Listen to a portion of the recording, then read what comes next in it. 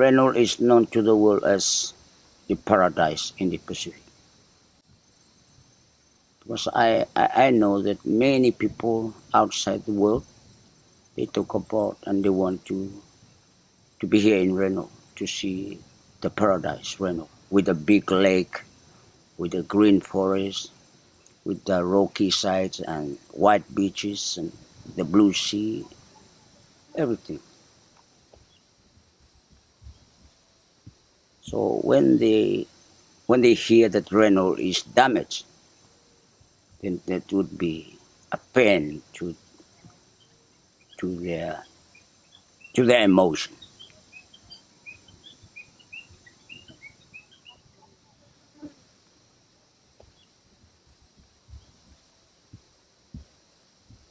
Rennell Island, people live together.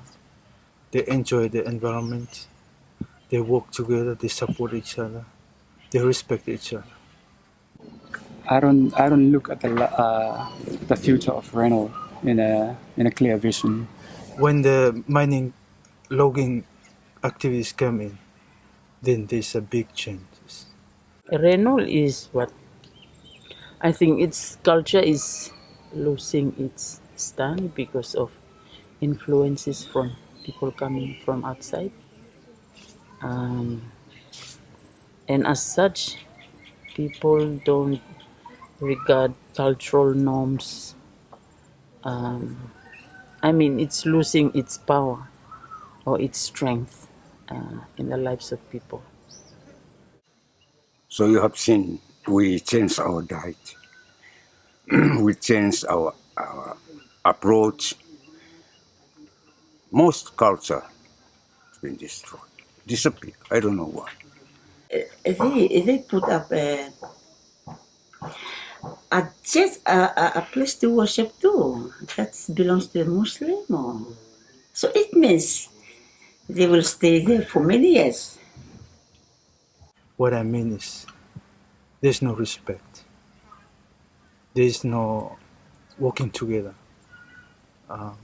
among people themselves. Area where those kind of operation take place. Children are crazy because you know what they call a culture shock.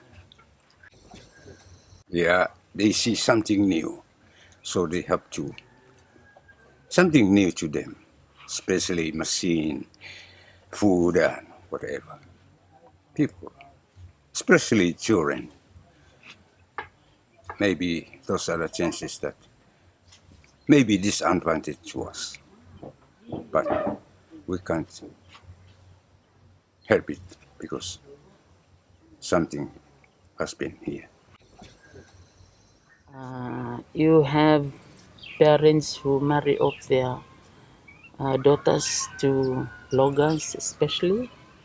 Some of them are underage girls, which is very sad. After a while, these Asians leave, maybe to their respective islands, and these girls are left with their children. And that's the worst thing that can happen to anybody. So the girls and small boys going there, and I don't know what they are doing there, but most of the time they spend up there. Parents go, take them, come, run away bike. So, Another thing side blow alcohol. New type of smoke me feel experiencing drink or something ano mo para good time of operation RF. So the dependency is very high for them. Now when the foreigners come in with their business, they operate on Rennell. They rely for food. They rely for money. It's affect many young people. Most jobs maybe foreigners no mo come taken. Let's say the job where you looking go hem garem good payment or job mi sa mi falok village people sa engage loem ya. Kind job ya block ta maybe block slave or that's really bad, yeah. No an opportunity mi fallo kim lo operasi. What is there for the resource owners. Like we are in the era of destructive development, I would say, in terms of conservation. When you talk about conservation, you talk about sustainable development. For us, we consider logging as a destructive industry and also development. So what has happened at the moment? Before mining, me offer this area for mining. Because Rennell happened for operate logging and mining. So logging activities over.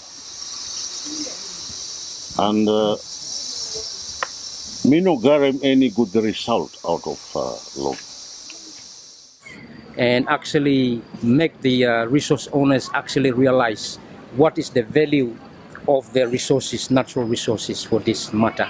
And especially when you talk about the forest, forest has fragile ecosystems, which are meaning you talk about the trees, the animals, the water, catchment, the livelihood, food where you go take them, all this all adds up to the biodiversity of that particular area. So when you remove one log, you've created a microenvironment. When you remove two logs, you create something a little bit bigger.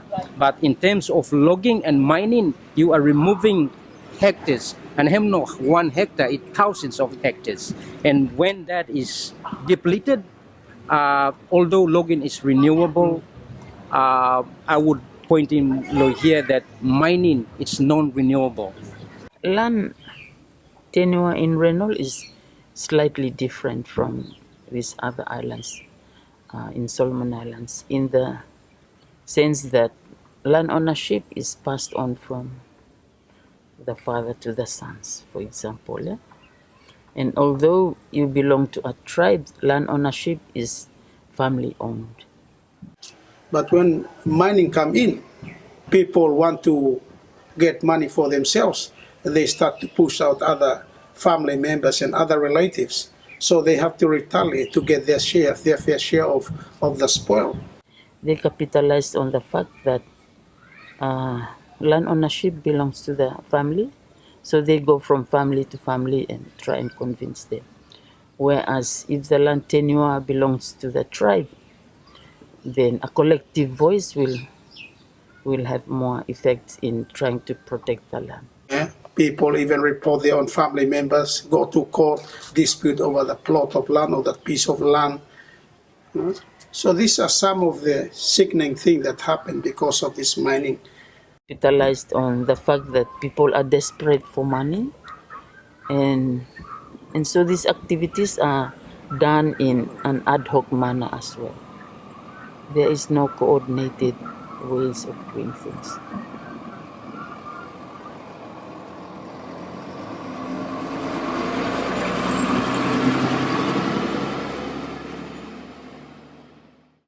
Yeah, the whole process of mining, it's very confusing.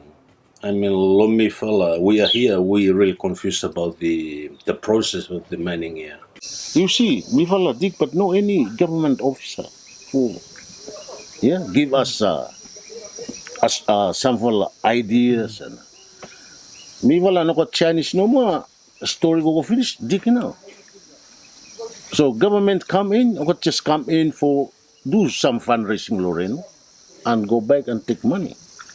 So me fella got land owner just stuff but don't know what to do. Okay, we dig this place. There is no valuer. There is no lawyer.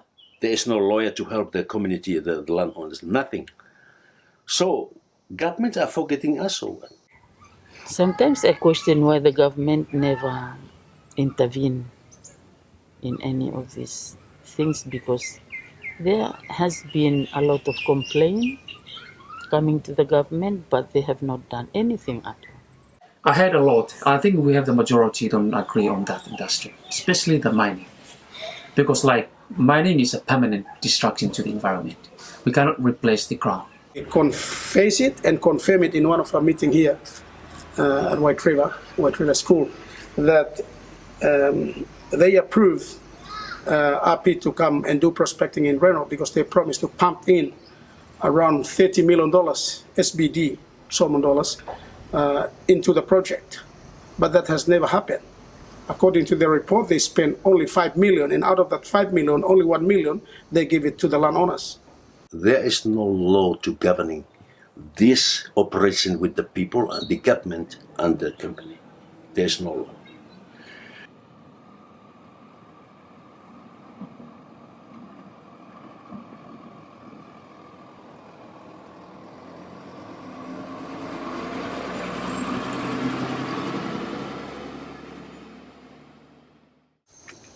Asia Pacific Investment Development.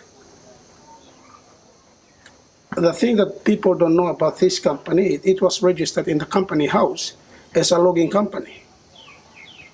And how that logging company turned into a mining company and they chose to operate in Rennell, I don't know. Something to be investigated. So the register of West Rennell was the ministry itself. Him registered by the ministry, and the APID list. They have sub-list that file agreement of register this West Rennell to the ministry. But in the case of APID and other mining companies that went into Rennell, they never check out their background. They never disclose to the people what is their experience and what is their qualification, their professionalism, what is their financial standing, whether it's a company that is competent to do the such activity or mining activities in Rennell or not. Why now the government coming up and say, hey, people, a company, you have to see this one, this and this and this. Come, or the community people or the landowners here, they will benefit of this and this. They will see what Nababai is supposed to be done here before the operation. Nothing.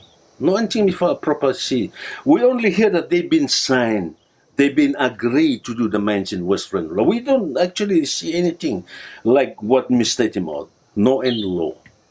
This mining meeting free. It's a free operation. The struggle here is this man risking his life to rescue the pig, because pig is very precious and important in the culture.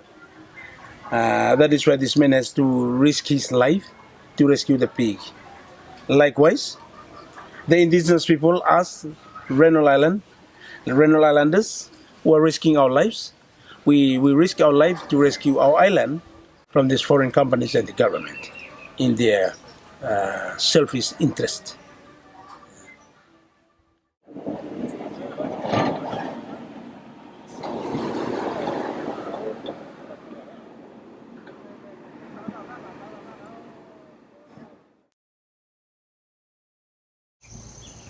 Despite objection by the people and petition submitted to the Mines and Mineral Board, the director of mines used his discretion to bypass and sideline all the complaints, and then he did it at his discretion.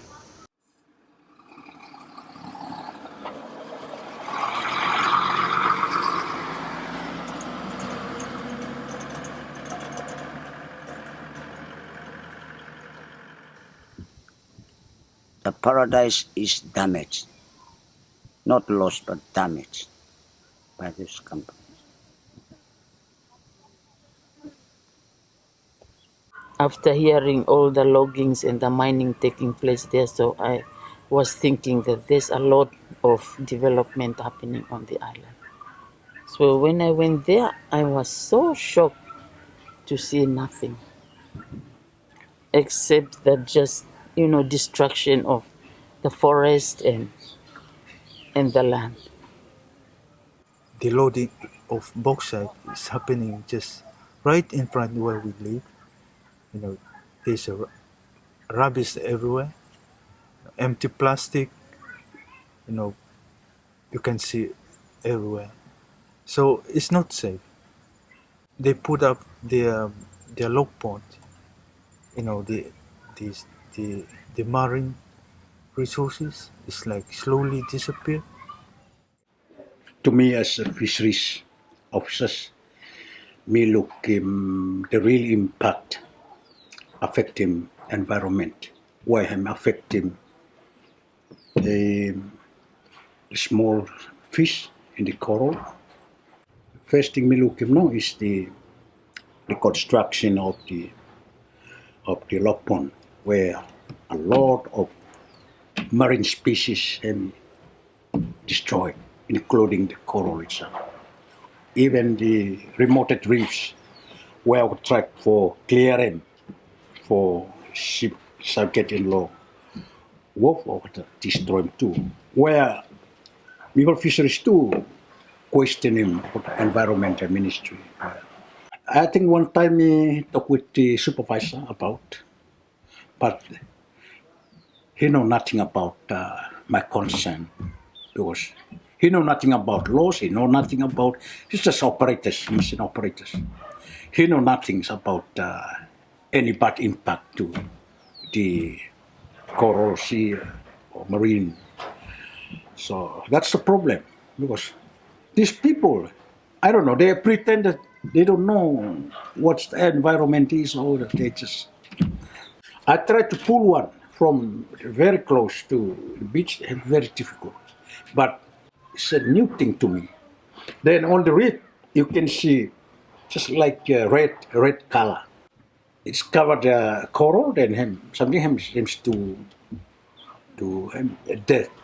You know, when the waist down and him become stick to the reefs, there is no fish you see around the Lock Pond area, around that area, or even come up to where the fishery center is.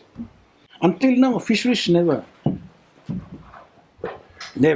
say something about our activities here.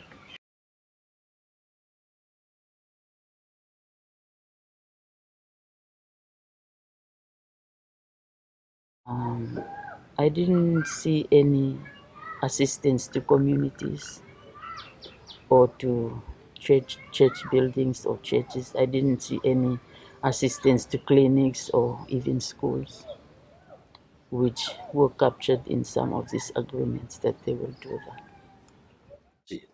They only continue with the operation of digging the garden and remove, but for anything help out to the people, I never see anything. And sometimes I often question, where are the educated people of Rennell? I think they have been chicken out because of money. And these companies do a lot of bribing as well. You know how many tons, thousands of tons are already gone, local shipments, yeah, but you see here, there is nothing for us.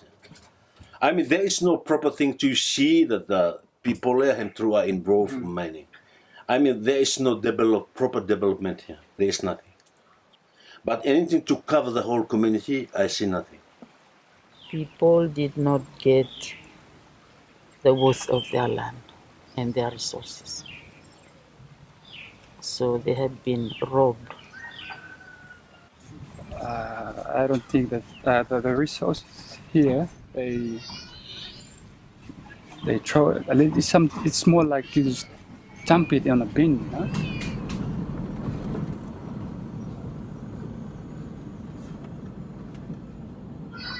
Well, they get money from, but not enough. The unfortunate part of it is they don't know how to manage and invest the money. At the end of these 2 years, they left with nothing. And you can see my village, you can't see any change in terms of infrastructure development. You can't see anything like that. They just used to live in their old houses probably 10, 20 years ago. The money was gone. I don't know what they used that money for, but I don't see any benefit we get from that industries. There's no development here. The living standard same. The surface and the access agreement. And that 20,000 is very small money to give in down to the landowners. That's how we look at it. So every garden, I know that they pay only 20,000 and take out the mineral and bauxite. The landowners don't realize that what they are receiving is peanut. Because I have been told that the biggest amount paid out to one particular person since the mining has taken place is 29,000. But they don't realize that after the logging and the mining, their lives will be even harder than it used to, because they will no longer have the soil to plant their crops. They will no longer have, they don't receive enough money to invest. So that's the saddest thing. Because how can people survive in an island that is turned into a stone? So the food security, that's my main worry. The food security of the island is will be totally destroyed if they fully mine the island. Because mining in Rennell is different compared to, say, mining here on Guadalcanal, because the deposit is concentrated on one area, whereas the bauxite on Rennell is all over the island in pockets. So and the soil is very, very young and very shallow. So the moment they dig up the soil, this pocket soil, maybe about 700 pocket soil, when they dig this up and they take the soil away. So which means that the digging will be all over the place, leaving a lot of holes, a lot of huge holes. Just like that. So who will plant there?